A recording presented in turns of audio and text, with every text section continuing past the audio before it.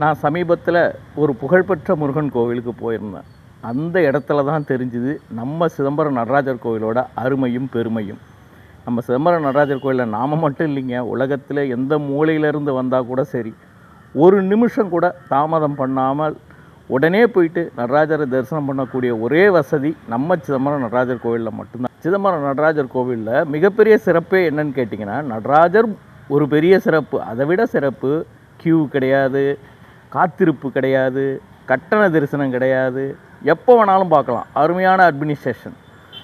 ஒரு கோவிலை நிர்வாகம் பண்ணுறதுக்கு, ஒரு பெரிய கோவிலை நிர்வாகம் பண்ணுறதுக்கு 50லேருந்து 60 ஊழியர்கள் தேவைப்படுவாங்க. ஆனால் நடராஜர் கோவிலில் எல்லாமே தில்லைவாழ் அந்தணர்கள் தான் பார்த்துக்கிறாங்க. நீங்கள் உலகத்தில் எந்த மூலையில் இருந்தாலும் சரி, நடராஜர் கோவிலுக்கு வாங்க, நின்று சுவாமி தரிசனம் 10 நிமிஷத்தில் நீங்கள் சாமி கும்பிடலாம். எந்த விதமான இடையூறும் இருக்காது.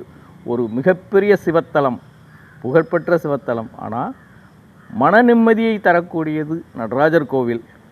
சுவாமியை பார்க்குறதுக்கு மன நிம்மதியோடு போய் பார்க்கக்கூடிய ஒரு கோவிலும் கூட நம்ம நடராஜர் கோவில்.